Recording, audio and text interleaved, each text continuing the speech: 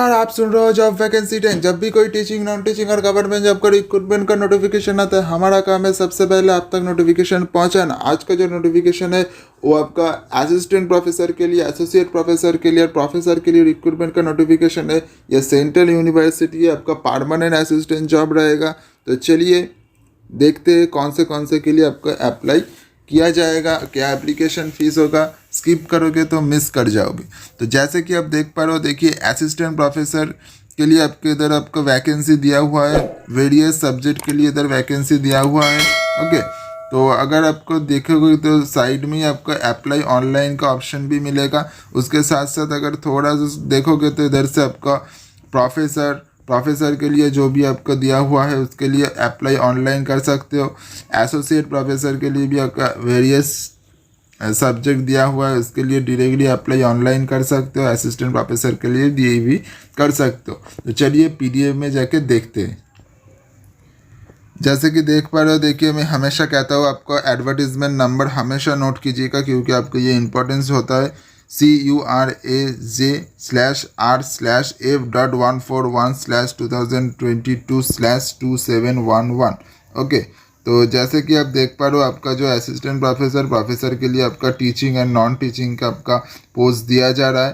तो देखिए आपका प्रोफेसर के लिए पे लेवल 14 का, एसोसिएट प्रोफेसर के लिए लेवल 13 का एंड पे लेवल 10 का आपका टीचिंग पोजीशन मिलेगा। तो इधर teaching and non teaching recruitment का इधर एडवर्टीजमेंट दिया हुआ है।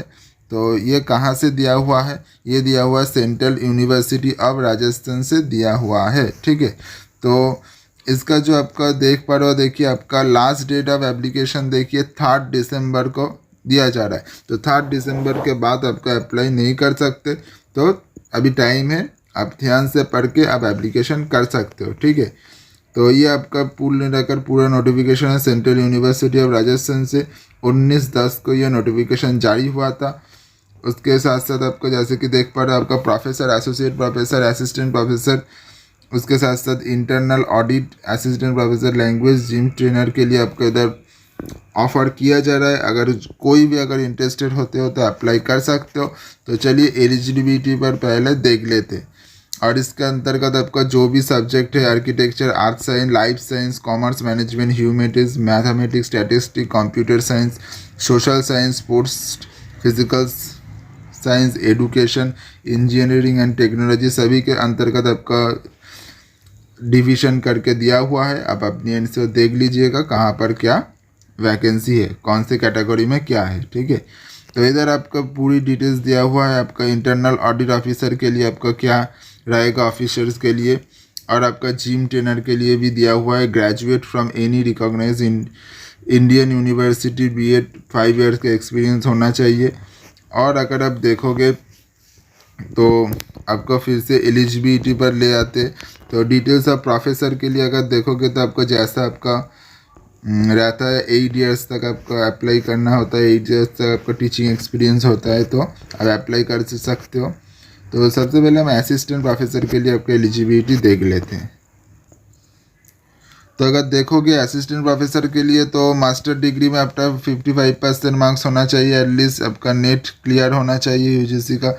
और मास्टर डिग्री में आपका दिया हुआ है, जब भी आपका IT SC ST अगर थोड़ा बहुत है तो आप अप्लाई कर सकते हो।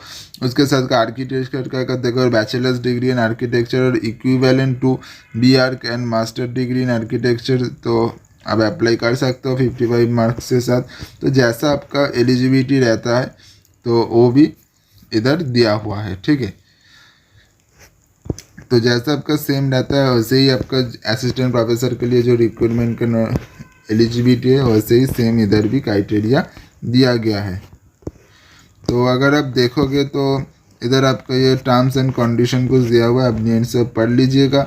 इंडिकेट अगर आप एप्लीकेशन फ़ीस के बारे में देखोगे तो application fees unreserved OBC EWS के लिए आपका 1500 का फीस रहेगा, और SC ST PW के लिए regular central university Rajasthan contractual post के लिए अगर आप पहले से काम करते हो तो उसके लिए कोई भी फीस नहीं लिया जाएगा।